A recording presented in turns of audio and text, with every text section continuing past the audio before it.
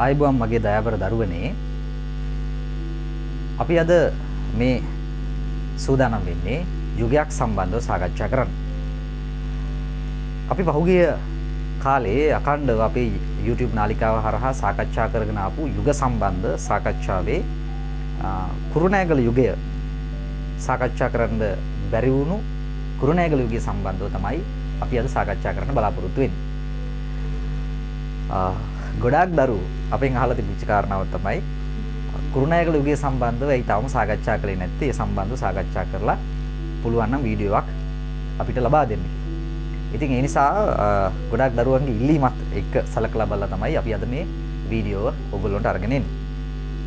කුරුණෑගල යුගය සම්බන්ධව මේ අද අපි මේ කරන සාකච්ඡාව ඇතුලේ මම මෙන්න මේ දේවල් ඔයගොල්ලොත් එක්ක සාකච්ඡා කරන්න බලාපොරොත්තු වෙමින් ඉන්නවා. ඒ තමයි කුරුණෑගල යුගයේ රාජ්‍ය වටපිටාව, ඒ වගේම කුරුණෑගල යුගයේ සාහිත්‍යයේ දියුණුවට බලපාපු කාරණා, කුරුණෑගල යුගයේ සාහිත්‍යයේ පොත්පත්, ඒවායේ අන්තර්ගත වෙච්ච කාරණා මොනවද? වගේ කාරණා මම විශේෂයෙන් ඔයගොල්ලොත් එක්ක සාකච්ඡා කරන්න බලාපොරොත්තු වෙමින් ඉන්නවා. හරි. එහෙනම් අපි පෙළගස්සමු කරුණු ටික පිළිවෙලට කතා කරගෙන එමු. කුරුණෑගල රාජ්‍ය වකවානුව ගත්තොත්, ඒ කාල වකවානුවේ අවධිය ගත්තොත් එහෙම පුතේ, ඒක ආරම්භ වෙන්නේ කුරුණෑගල යුගය ආරම්භ වෙන්නේ 1200 ක්‍රිස්තු වර්ෂ 1292ත් 1347ත් වගේ අතර කාලේ. අවුරුදු 55ක් විතරනේ ඔය කාල වකවානුව. අවුරුදු 55ක් විතර රාජ්‍ය කාල වකවානුවක් තිබිච්ච රාජ්‍ය අවධියක්. ඉතින් මහා ලොකු රාජ්‍ය අවධියක් නොවන බව කාටත් පේනවා. එතකොට මේ කාල වකවානුවේ රජවරු කවුද? මේ රට මේ කුරුණෑගල යුගයේදී පාලනය කරපු පාලකයෝ කවුද කියලා කතා කළොත් එහෙම ඉස්සෙල්ලම අපිට හම්බෙන්නේ දෙවෙනි බුවනෙක බහු රජතුමා, ඊළඟට හතරවෙනි පැරකුම්බා රජතුමා, ඊළඟට තුන්වෙනි බුවනෙක බහු රජතුමා, ඒ වගේම පස්වෙනි විජය බහු රජතුමා කියලා කියන රජවරු 4 දෙනා අපිට මුණ ගැහෙනවා කුරුණෑගල යුගයේ. ඒකෙදිත් මගේ පුතේ අපිට වැදගත් නොවන රජෙක් විදිහට හතරවෙනි පැරකුම්බා රජතුමාව අරගන්න පුළුවන්. අනෙක් රජවරු වැදගත් නොවුණා නෙමෙයි. වැදගත්ම සාහිත්‍යයක කාරණා සම්බන්ධ වැදගත් වන රජෙක් විදිහට අපිට හතරවෙනි පැරකුම්බා රජතුමාව අරගන්න පුළුවන්. හතරවෙනි පැරකුම්බා රජතුමා විල්ගම්බුල කියන සංඝරාජ හාමුදුරුවොත් එක්ක එකතු වෙලා සුවිශේෂීක සාහිත්‍යයක මැදිහත් වීමක් කරපු බව අපිට ඉතිහාසයේ පිරික්සීමෙන් කරුණු දැනගන්න පුළුවන්. ඒ වගේම තමයි වීරසිංහ ප්‍රතිරාජ කියලා කියන අමාත්‍යවරයාත් මේ සාහිත්‍යයක දියුණුවට බලපාපු තවත් එක කාරණාවක්. මම විශ්වාස කරනවා කුරුණෑගල යුගයේ සාහිත්‍යයක දියුණුවට බලපාපු කරුණු අතර තව සුවිශේෂී කාරණාවක්. ඒ තමයි මේ කුරුණෑගල යුගයේ තමයි පුතේ ආරම්භ වෙන්නේ ඔය අපි කියන්නේ උපාධිනාම ප්‍රදානය කිරීම ආරම්භෙන්නේ මේ යුගයේ. උදාහරණයක් විදිහට විද්‍යා චක්‍රවර්ති, කවි චක්‍රවර්ති, කවි රාජසේකර, ෂඩ්භාෂා පරමේශ්වර වගේ උපාධි නාම පිරිනැමෙන්න පටන් ගන්න මේ යුගයේ. එතකොට ඒවත් බලපාන්න ඇති කියලා මම අනුමාන කරනවා රාජ්‍ය මේ සාහිත්‍යයක දියුණුවට. මොකද සාහිත්‍යයක වැඩ කටයුතු කරන අයට මේ වගේ උපාධි නාම ලබා දෙනකොට, ඒගොල්ලොන්ව දිරිමත් කරනකොට ඒගොල්ලොන්ගේ අතින් සාහිත්‍ය නිර්මාණ බිහි වෙන එක નિરાයාසයෙන් සිද්ධ වෙන ක්‍රියාවලියක්. નિરાයාසයෙන් සිද්ධ වෙනවා. උදාහරණයක් විදිහට අපි ඊළඟට කතා කරන කෘතිවල ඒ වගේ කතුරු අපිට හම්බ වෙනවා. උදාහරණයක් විදිහට තූප වංශය. තූප වංශය ලියන්නේ විද්‍යා චක්‍රවර්ති පරාක්‍රම පණ්ඩිත කියලා කෙනෙක්. හරි. එතකොට මේ උපාධි නාමයක් තිබිච්ච කෙනෙක්. හරි. එතකොට අපි ඔය සාහිත්‍යයක කාරණාවලට බලපාපු කාරණාවලට අමතරව දැන් අපි කතා කරගෙන ඉමු මොනවද මේ යුගයේ බිහි වෙච්ච සාහිත්‍යයක කෘති මොනවද කියලා අපි සාකච්ඡා කරගෙන ඉමු. ඒ සාහිත්‍යයක කෘති අතර පුතේ අපි ඉස්සෙල්ලාම අරගන්නවා පළවෙනි කෘතිය විදිහට තූප වංශය අපි අරගන්නවා. තූප වංශය කියලා කියන කෘතිය ලිව්වේ මම අර දැන් කිව්වා කලින්. හරි. විද්‍යා චක්‍රවර්ති පරාක්‍රම පණ්ඩිත. විද්‍යා චක්‍රවර්ති පරාක්‍රම පණ්ඩිත කියලා කෙනෙක්. ඒ වගේම අපි දෙවෙනි පොත අරගමු පුතේ. දෙවෙනි පොත අරගමු. දඹදිනි අස්න. දඹදිනි අස්න කියන කෘතියක. දඹදිනි අස්න කියන කෘතියේ කතුවරයා නම් අපිට හොයාගන්න බෑ පුතේ. මම ප්‍රශ්නාර්ථ ලකුණක් දාන්නම්. කතුවරයා අඥාතයි. කතුවරයා හොයාගන්න බෑ. ඒ වගේම තමයි තව සුවිශේෂීම සාහිත්‍ය කෘතියක් තියෙනවා. ඔයගොල්ලෝ අනිවාර්යෙන් ලියන්න ඕනේ. කුරුණෑගලුගේ ලියනවා නම් ඒක මගහැර ලියන්න බෑ. ඒ තමයි ජාතක පොත. මම 550 ජාතක පොත කියලා නොලිය ජාතක පොත කියලා ලියන්න. ජාතක පොත. ජාතක පොතේ කතුවරයා කවුද කියලා කිව්වොත් ඔයගොල්ලෝ දන්නවා. ඒක බහුකතෘක කෘතියක්. ඒක කතෘ මණ්ඩලයක් විදිහටත් ගන්නවා. බහුකතෘක කෘතියක් කියලා ලියමු. බහුකතෘන් කියලා ලියමුකෝ. බහුකතෘන් විසින් තමයි ඒක ලිව්වේ. ගොඩක් එකතු වෙලා තමයි මේක ලිව්වේ. අපි මේ එක එක කෘති සම්බන්ධව අපි ඉස්සරහදී සාකච්ඡා කරගෙන යමු. ඊළඟට හතරවෙනි පොත විදිහට මම ගන්නවා උම්මග්ග ජාතකය. උම්මග්ග ජාතකයේ පුතේ කතුවරයා අවිනිශ්චිතයි. හැබැයි කතාවක් තියෙනවා, කතිකාවක් තියෙනවා. මේක ලිව්වේ වීරසිංහ ප්‍රතිරාජ කියලා. වීරසිංහ ප්‍රතිරාජ ඇමතිවරයා තමයි මේක ලිව්වේ කියලා මතයක් තියෙනවා. හැබැයි කතෘ අඥාතයි කියලා සමහර අය පිළිගන්නවා. කොහොම හරි කමන්න අපි වීරසිංහ ප්‍රතිරාජ කියලා ලියාගමු. අර අදහසත් ඔළුවේ තියාගමු. ඒ වගේම තමයි අපි පස්වෙනි කෘතිය විදිහට පුතේ දලදා සිරිත අරගමු. දලදා සිරිත කියලා කෘතියකුත් තියෙනවා. දලදා සිරිත. දලදා සිරිත කියලා කියන්නේ ඒක ලිව්වේ දෙව්රද දම් පසඟිනාවන්. ලස්සන නමක්. දෙව්රද දම් පසඟිනාවන්. දෙව්රද දම් පසඟිනාවන් තමයි ඒක ලිව්වේ. හයවෙනි කෘතිය සිංහල බෝධි වංශය. ඒ වගේම තමයි සිංහල අනාගත වංශය කියන්නත් පුළුවන්, අනාගත වංශය කියන්නත් පුළුවන්. මොකද පාලි අනාගත වංශයකුත් තියෙන නිසා අපි අනාගත වංශය කියලා ලියමු. අනාගත වංශය. මේක ලියවිලා තියෙන මේ දෙකම ලියලා තියෙන පුතේ විල්ගම්මුල හාමුදුරුවෝ. විල්ගම්මුල සංඝරාජ හාමුදුරුවෝ. විල්ගම්මුල හිමි කියලා ලියමු කෙටි. ඒ විතරක් නෙමෙයි. තව කවි පොතකුත් අපිට හම්බ වෙනවා. මම ඒකත් මෙතනින් දාන්නම්. ඒ තමයි මම මෙතන 7 කියලා දාන්නම්. 7 වෙනි කෘතියනේ. 8 වෙනි කෘතිය විදිහට මම සඳකිඳුරු දා කව. සඳකිඳුරු දා කව ගන්නම්. සඳකිඳුරු දා කව කියලා කියන කෘතියත් පුතේ විල්ගම්මුල හාමුදුරුවම රචනා කරපු කෘතියක්. එතකොට මේකත් විල්ගම්මුල හාමුදුරුවම කියලා මම මෙතන ලියන්නම්. විල්ගම්මුල හිමි. හරි. එතකොට ඔන්න ඔය වගේ ප්‍රධාන පොත් තව පොත් තිබුණා. ප්‍රධාන වශයෙන් ඔය පොත් 8 අපිට අරගන්න පුළුවන් අපේ සාකච්ඡාවට අද. අපි එකින් එක කතා කරගෙන ඉමුකෝ. මොනවද මේ කෘතිවල තිබුණු දේවල් මොනවද කියලා කතා කරගෙන ඉමුකෝ. තූපවංශයේ තියෙන ලිව්වේ විද්‍යා චක්‍රවර්ති පරාක්‍රම පණ්ඩිත කියලා කෙනෙක්. තූපවංශය කියලා කියනකොට ඕගොල්ලොන්ට මම මෙහෙම කිව්වොත් මතක් කරගන්න අපි චෛත්‍යයක් ගැන කතා කරනකොට ලංකාවේ චෛත්‍යීන් ගැන කතා කරනකොට සෑ ගැන කතා කරනකොට අපිට අත නොහැර යන්න බැරි මහා චෛත්‍යයක් තියෙනවා. ඔයගොල්ලන්ට මම කියනකොටම ඔයගොල්ලෝ දන්නවා. රුවන්වැලි සෑය. රුවන්වැලි සෑය කියලා කියන මහා තූපය ගැන කරපු වංශ කතාව තමයි තූපවංශය කියලා කියන්නේ. හැබැයි තූපවංශය ගැන ලියන්න ගියාට තූපවංශය විතරක් ලියන එකක් නෙමෙයි මේ තූපවංශය කියලා කියන්නේ. හොඳට මතක තියාගන්න ඕනේ මේ කෘති ගැන ලියනකොට අමතක කරන්න එපා කෘති ගැන ඕගොල්ලෝ හොඳට දන්නවා කියලා කියන එක ලියවෙන්න ඕනේ. සමහර ළමයි කියනවා කෘති සම්බන්ධව නම විතරක් ලිව්වම ඇති නේද? කෘතිය සම්බන්ධව වෙන කරුණු ලියන්න ඕනේ නැහැ නේද? වගේ දේවල්. නෑ. කෘතිය සම්බන්ධව හොඳටම දන්නවා කියලා කියන එක තහවුරු වෙන විදිහට කරුණු ලියවිලා තියෙනවා. තූපවංශය කියලා කියන්නේ මහා තූපය. එහෙම නැත්නම් රුවන්වැලි සෑයේ ඉතිහාසය පිළිබඳව ලියවිච්ච කෘතිය. හැබැයි මේකේ ඉතිහාසය විතරක් ලියලා ඉන්නේ නැහැ. තූපවංශය නැත්නම් මහා තූපයේ ඉතිහාස කතාව විතරක් නැහැ.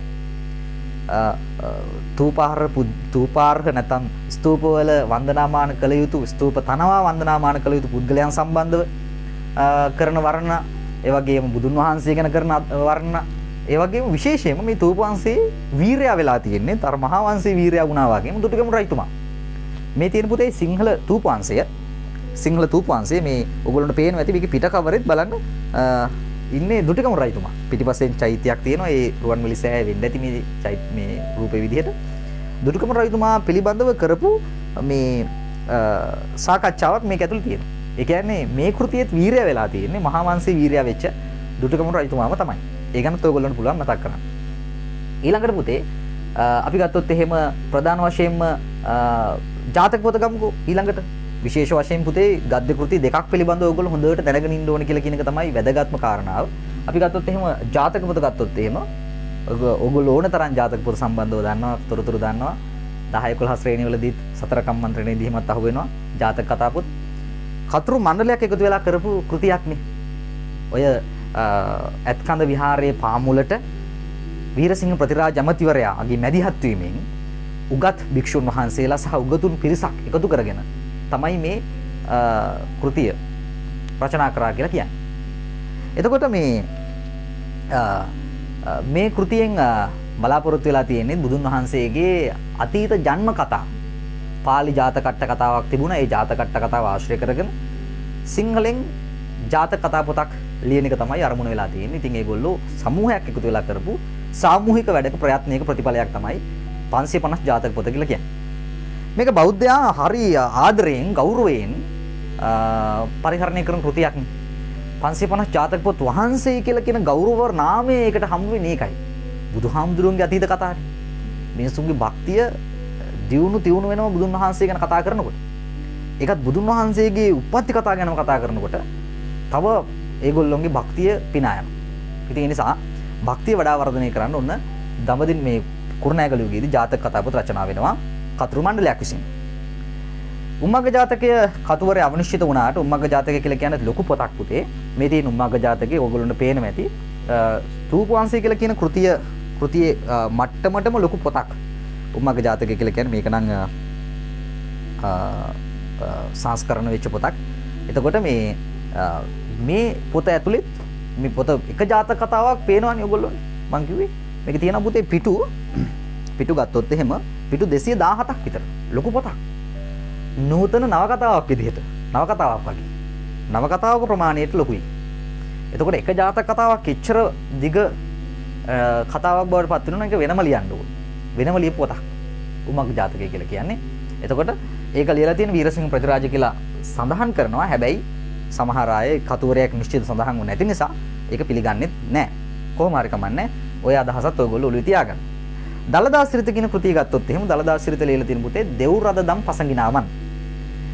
දලදා සිරිත කියලා කියන්නේ හරි අපූර්ව කෘතියක්. මේ තියෙන්නේ ඒ කෘතිය දලදා සිරිත දෙව්රදදම් පසඟිනාවන් විසින් රචනා කරන ලද දලදා සිරිත. දලදා සිරිතේ විශේෂත්වය තමයි පුතේ මේක ලියලා තියෙන ශෛලිය.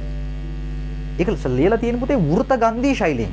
ඔන්න ඔයගොල්ලෝ අනිවාර්යෙන් මතක් කරගන්න ඕනේ දලදා සිරිත ගැන ලියනවා නම් දලදා වහන්සේගේ අතීත කතාව, දලදා වහන්සේ වඩම්මවාගෙන ආපු හැටි, ඒක අපේ රජවරු පිළිගත්ත හැටි, තැන් තැන්වල දලදා වහන්සේ වඩම්මවලා වන්දනාමාන කරපු හැටි, පරසතුරු ආක්‍රමණ වලින් දලදා වහන්සේ බේරගත්ත හැටි, ඒ වගේ ඉතිහාස කතාව තමයි මේ දලදා සිරිතට අන්තර්ගත වෙලා තියෙන්නේ. ධාතු බෙදා දීමේ සිට දලදා වහන්සේගේ අතීත කතාව තමයි මේ කෘතියට අන්තර්ගත වෙලා තියෙන්නේ. මේක මම කිව්වා මේක විශේෂත්වය තමයි වෘතගන්ධී ශෛලියෙන් රචනා වීම. වෘතගන්ධී ශෛලිය කියලා කියන්නේ මේක රචනා වෙච්ච ශෛලිය ඇතුලේ ගන්ධයක් සුවඳක් වැයෙනවා. සරලව මෙහෙම කියන්නම්කෝ. සරලව කිව්වොත් මේක ගද්‍ය කෘතියක්. හැබැයි ගද්‍ය කෘතිය මේ ගද්‍ය ලියලා තියෙන පද්‍යයක් විදිහට. තව ටිකක් විස්තර කරන්නම්කෝ. මේක කියවගෙන යද්දී මේක කියවගෙන යන්න පුළුවන් මේ ගද්‍ය පොත කවි පොතක් වගේ. අනුප්‍රාසාත්මක රසය වැයෙනවා. වචනයක් ගානේ ගලපලා හරි ලස්සන කවියක් කියවනවා වගේ අපිට මේ ගද්‍ය පොත කියවගෙන යන්න පුළුවන්. ඒ අනුප්‍රාසාත්මක ගතිය භාෂාවේ තියෙන ඒ සුමధుර බව සලකලා මේකට අපි කියනවා වෘතගන්ධී ශෛලියෙන් රචනා වෙච්ච පොතක්.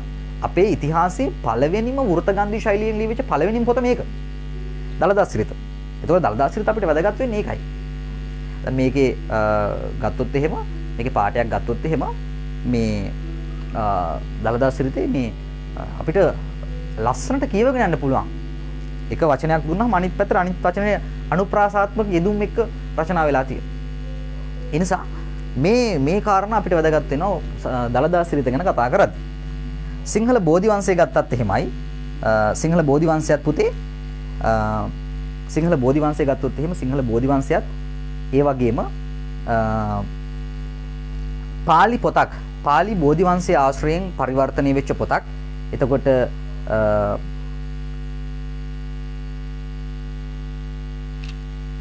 පාලි බෝධිවංශයේ ඇසුරෙන් රචනා වෙච්ච පොතක්. ඒකත් ලියන්නේ විල්ගම්මුල හාමුදුරුවෝ. බෝධිවංශය කියද්දිම ඕගොල්ලෝ ගොළුවට එනවා. බෝධිවංශය කියලා කියන්නේ අපේ ශ්‍රී මහා බෝධින් වහන්සේගේ අතීත කතාව. ශ්‍රී මහා බෝධින් වහන්සේ වැඩමවගෙන ආපු හැටි, මුලින්ම ආනන්ද බෝධිය රෝපණය වෙච්ච හැටි, බෝධි වන්දනාව ආරම්භිච්ච හැටි, ඔය වගේ කාරණා එක්ක ශ්‍රී මහා බෝධින් වහන්සේ මෙරටට වැඩමවීම සහ වන්දනාමාන කිරීම වගේ කාරණා මේක ඇතුළත් වෙනවා. අනාගත වංශය කියලා කියන්නේ මොකද්ද? අනාගතයේ බුදු වෙන මෛත්‍රී බෝසතාණන් වහන්සේගේ කතාන්දරය. ඒ කතාන්දරය ඇතුළත් කරලා තමයි අනාගත වංශය ලියවෙන්නේ. ඒකට මෙතේ බුදු සිරිත කියලාත් කියනවා. ඔන්න ඒකත් මතක තියාගන්න පුතේ. මෙතේ බුදු සිරිත කියලා කියන පොත මොකක්ද එතකොට? අනාගත වංශය. මේ දෙකම ලියලා තියෙන විල්ගම්මුල හාමුදුරුවෝ. ඊළඟට පද්‍ය පොතකුත් අපිට හම්බ වෙනවා සඳ කිඳුරු දාකව. මේක සමහර අය නම් මේ මහනුවර යුගයට අයිති පොතක් විදිහට සලකනවා. කොහොම නමුත් විල්ගම්මුල හාමුදුරුවෝ තමයි ඒකත් රචනා කරා කියලා සඳහන් වෙන්නේ. එතකොට ඔන්න ඔය කාරණා ටික පුතේ ඔයගොල්ලෝ මතක තියාගන්න ඕනේ. ඔයගොල්ලෝ ලියන්න ඕනේ. මේ පොත් ගැන ලියන්න ඕනේ. සමහර ළමයි හිතනවා පොත් දෙකක් ගැන විතරක් ලියුවම ඇති කියලා. පොත් දෙකක් ගැන ඇති හොඳට විස්තර කරලා. හැබැයි අනිත් පොත්වල නම් ටිකත් ඔයගොල්ලෝ දාන්න. ඔයගොල්ලෝ යුගය සම්බන්ධව යුගයේ පොත් ගැන හොඳට දන්නවා කියලා කියන්නේ. ඒ නිසා යුගය ගැන ඒ කෘති සම්බන්ධව ඔයගොල්ලෝ කියනකොට තමයි දන්නේ හරිය යුගය සම්බන්ධව ඒ දරුවා හොඳට දන්නවා කියලා කියන එක අපිට අවබෝධ වෙන්නේ. හරිද? ඉතින් පුතේ මේ ප්‍රධාන වශයෙන් ඔන්න ඔය කාරණා ටික තමයි ඔයගොල්ලෝ දැනගන්න ඕනේ. ඊට අමතරව ඔයගොල්ලන්ට පුළුවන් මේ කෘති සම්බන්ධව විවිධ කතුවරු එහෙම කියපු පාට තියෙනවා නම් විවිධ කතුවරු කරපු ඇගීම් තියෙනවා නම් දාන්න. විශේෂයෙන් මම ওই ජාතක කතාපොත සම්බන්ධව ලස්සන පාඩයක් අපේ පන්ති වලින් දරුවන්ට මම දීලා තියෙනවා ලියා ගන්න කියලා. ඔයගොල්ලන්ට පුළුවන් පුතේ ඕනනම් ඒක පාවිච්චි කරන්න. දැන් මේ සිංහල සාහිත්‍යයේ නැගීම් මාටින් වික්‍රමසිංහගේ පොත. සිංහල සාහිත්‍ය නැගීම් කෘති මාටින් වික්‍රමසිංහ කතා කරනවා ජාතක පොත සම්බන්ධව. මෙන්න මේ පාඩේ ඔයගොල්ලෝ පාඩම් කරගෙන ගියත් වටිනවා මං හිතන විදිහට ජාතක කතා පොත ගැන ලියන්න ආවොත් ලියන්න. මේ බලන්න. අවුරුදු 200ක් ජීවත් වීමෙන් ලැබිය නොහැකි අත්දැකීමක්, මානව චරිතය පිළිබඳ දැනුමටත් තැන්පත් නුවණටත් වැඩි අත්දැකීමක් ජාතක කතා පොත උගන්වීමෙන් ලැබිය හැකි. අයිපාරක් අවුරුදු 200ක් ජීවත් වීමෙන් ලැබිය නොහැකි අත්දැකීමක්, මානව චරිතය පිළිබඳ දැනුමටත් තැන්පත් නුවණටත් වැඩි අත්දැකීමක් ජාතක කතා පොත උගන්වීමෙන් ලැබිය හැකි. ඒතකොට අවුරුදු 200ක් අපි ජීවත් වුණා වගේ ලු ජාතක කතා පොත පරිශීලනය කිරීම. එතකොට ඒ කතුවරයා කියපු නැත්නම් මාටින් වික්‍රමසිංහ කියපු අදහසත් අපිට වැදගත් වෙනවානේ ජාතක කතා පොත ගැන පැහැදිලි කරන්න. මේ වගේව දැම්මා කියලා වැරදක් වෙන්නේ නැහැ. ජාතක කතා පොත පිළිබඳව හොඳ අදහසක් ඒක ඇතුලේ කියවෙනවා. මොකද ජාතක කතා පොත පිළිබඳව මේ මාටින් වික්‍රමසිංහගේ ඔය සිංහල සාහිත්‍ය නැගීමේ එක තැනක තියෙනවා චරිතයේ විනිවිද දුටුවන්ගේ කතා කියලා. එතකොට මේ ඒ ජීවිතය සම්බන්ධව හොඳ විවරණ මේ ජාතක කතා පොතේ අපිට අන්තර්ගත වෙනවා. කුරුණෑගලුගේ සම්බන්ධව ඔය වගේ කතිකාවතක් අරගෙන ගිහිල්ලා මම මේ මෙතනින් නතර නොකර වැදගත් කරුණු කිහිපයකුත් මම ඔයාලට කියන්නම් කුරුණෑගලුගේ සම්බන්ධව. ඒක ඔයගොල්ලොන්ට උගන්වන්න කියලා තියෙනවා අපිට. සහ ඔයගොල්ලෝ දැනගෙන යන්න ඕනි කුරුණෑගලුගේ තියෙන සාහිත්‍යයේ තියෙන සුවිශේෂතා ගැන කතා කරද්දී. ඒක අනිවාර්යෙන් පුතේ ඔයගොල්ලෝ මතක තියාගන්න. මෙන්න මේ කරුණු තුන. ගොඩක් ඕනේ කරුණු තුනක් මතක තියාගන්නකෝ. කුරුණෑගලුගේ සාහිත්‍යයේ තියෙන විශේෂතා ගැන අහුවොත් ඔයගොල්ලෝ ලියන්න ඕනේ කරුණු තමයි පුතේ. එකක් තමයි භාෂාව. කුරුණෑගලුගේ ලියවිච්ච ගොඩාක් කෘතිවල තිබිච්ච භාෂාව තමයි සංස්කෘත මිශ්‍ර තත්සම භාෂා ශෛලියක් තමයි පාවිච්චි වුනේ. සංස්කෘත මිශ්‍ර තත්සම භාෂා ශෛලියක් පාවිච්චි වුණා. දෙක තමයි පරිවර්තන සාහිත්‍යයක් තමයි බිහි වුනේ. පරිවර්තන සාහිත්‍යයක්. ඒ කියන්නේ පාලි කෘති ආශ්‍රය කරගෙන සිංහලයට පරිවර්තනය වෙච්ච ලක්ෂණ තමයි අපිට දකින්න හම්බෙන්නේ. පරිවර්තන සාහිත්‍යයක ලක්ෂණයක් අපිට දකින්න හම්බෙනවා. තුන්වෙනි කාරණාව තමයි වෘතගන්ධී ශෛලය භාවිතා කිරීම. හරි? ආයිත් පාරක් කියමුකෝ. එක තමයි තත්සම මිශ්‍ර භාෂා ශෛලය. දෙක පරිවර්තන සාහිත්‍යයක් වීම. පරිවර්තන සාහිත්‍යයක් ඒ කියන්නේ පුතේ පාලි පොත්. දැන් පාලි පොත් බෝධිවංශයේ පාලි පොතක් සිංහලට පරිවර්තනය වුණා. තූපවංශයේ පාලි පොතක් සිංහලට පරිවර්තනය වුණා. ජාතක පොත පාලි පොතක් සිංහලට පරිවර්තනය වුණා. එතකොට මේ වගේ කාරණා තමයි අපි මේකදී කතා කරන්නේ. පරිවර්තන සාහිත්‍යයක් විතරක් නෙමෙයි අපි කතා කරපු අමුතු ශෛලීන් පාවිච්චි කරා. වෘතගන්ධී ශෛලයකට උදාහරණ. විවිධ ශෛලීන් පාවිච්චි කළා. ඔන්න කුරුණෑගලුගේ සාහිත්‍යයේ තියෙන සුවිශේෂතා. ඒතකොට මෙන්න මේ කාරණාත් ඔයගොල්ලන්ට පුළුවන් ඔයගොල්ලෝගේ මේ කුරුණෑගලුගේ සම්බන්ධව ඔයගොල්ලෝ ලියන ලියවිල්ල ඇතුලේ අන්තර්ගත කරන්න. හරි? එහෙනම් ඔය කරුණ ටික තමයි ඔයගොල්ලොත් එක්ක සාකච්ඡා කරන්න තියෙන්නේ කුරුණෑගලුගේ සම්බන්ධව. ඔය කරුණ ටික ඇතුළත් කරාම ඇති කුරුණෑගලුගේ සම්බන්ධව අපි යුගයේ දේශපාලන වටපිටාව ඒක කොයි වගේ කාලවකවානුවක්ද පැවතුනේ කියලා කියන කාරණාව කතා කළා. රජවරු සම්බන්ධව කතා කරා. සාහිත්‍යයක දියුණුවට බලපාපු කරුණු කතා කළා. ඒ වගේම සාහිත්‍යික කෘති කතා කරා. ඒ වගේ අන්තර්ගත කතා කරා. සහ අන්තිමේට ඒ යුගයේ භාෂාවේ සහ ඒ යුගයේ තිබිච්ච සාහිත්‍ය නිර්මාණවල තියෙන සුවිශේෂතා කතා කළා. ওই කරුණ ටික ඔයගොල්ලෝ ගොළුවේ තිබුණොත් ඔයගොල්ලන්ට කුරුණෑගල යුගයේ සම්බන්ධව හොඳ සටහනක් ඔයගොල්ලෝ උසස් පෙළ විභාගයට ලියන්න පුළුවන් කියලා මම විශ්වාස කරනවා. එහෙනම් මගේ පුතේ අදින් කුරුණෑගල යුගයේ සම්බන්ධව ඒ සාකච්ඡාව විදිහට අවසන් කරනවා. අපි නැවතත් ඔයගොල්ලොත් එක්ක මේ වගේ වීඩියෝ එකකින් හම්බ වෙනකන් ඔයගොල්ලන්ට විජයග්‍රාහී අනාගතයක් ප්‍රාර්ථනා කරනවා.